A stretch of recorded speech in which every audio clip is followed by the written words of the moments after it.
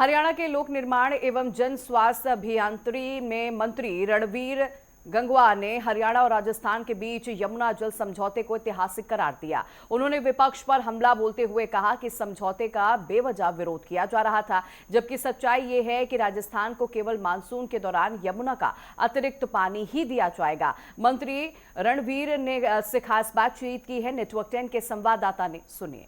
हरियाणा के कैबिनेट मंत्री रणवीर गंगवा साहब इस वक्त चंडीगढ़ में मेरे साथ मौजूद है। सर, जिस तरीके से यमुना जल समझौता दो राज्यों के बीच में हुआ है, 32 साल बाद ये समझौता हरियाणा और राजस्थान के बीच हुआ है, जिसमें अतिरिक्त जो पानी है वो राजस्थान को दिया जाएगा मानसून का। लेकिन जो विपक्ष है हरियाणा में, उनका कहना है कि एक बूंद भी हरियाणा का जो पानी है बाहर नहीं जाने देंगे।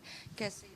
देखिए, जो समझौता हुआ है वो अतिरिक्त पानी का हुआ है और अतिरिक्त पानी कई बारी हमारी फसलों को ख़राब कर देता है, फ्लड आ जाता है।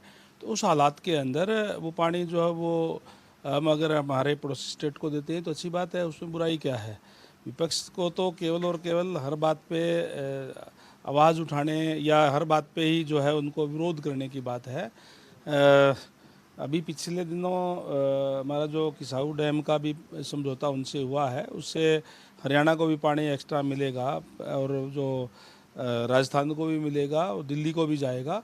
तो इस तरीके से जो हमारे जल संसाधन है, जो कोई वेस्ट ना जाए, उसके लिए इस तरीके के समझौते जो वो किए गए हैं। विपक्ष का बार बार इस तरीके से आरोप लगाना मौजूदा सरकार पर कि कहीं ना कहीं पक्षपात हरियाणा के साथ किया जा रहा है, क्या कहेंगे सर? क्योंकि केंद्र सरकार का कहना है कि संवाद से ही समाधान हो पाता है और यही वजह है कि 32 साल बाद एक समाधान निकला है दोनों राज्यों के बीच।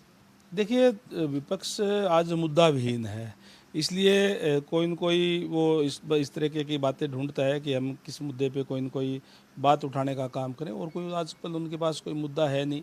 तो इसलिए पक्ष और विपक्ष दोनों अहम होते हैं, लेकिन मुद्दों पे, तथ्यों पे जो है वो बात करनी चाहिए।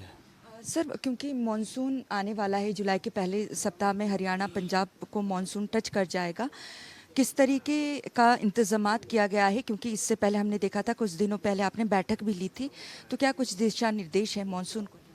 इस बारे में हमने 2 बार अधिकारियों की बैठक ले चुके हैं, और जहाँ जहाँ भी हमने कहा है अधिकारियों को कि जो पिछला जो अनुभव है, जो पिछली बार जहाँ जहाँ भी जल भराव हुआ, वहाँ जल निकासी के लिए पर्याप्त प्रबंध जो है अपने रखने का काम करें, और कोई मोटर की, जनरेटर की वैकल्पिक व्यवस्था भी रखने का काम करें, ताकि बरसाते के दिनों में कहीं भी शहर के अंदर कोई भी जो जल भराव को लेकर के कोई दिक्कत परेशानी ना आए। इसी तरीके से इरिगेशन विभाग, हमारा जो फ्लड कंट्रोल विभाग होता है, वो भी उसको देख रहा है कि जहाँ भी जल भराव हो उसका तुरंत निकासी की जाए, उसके पूरा प्रबंध जो है वो किए हुए हैं।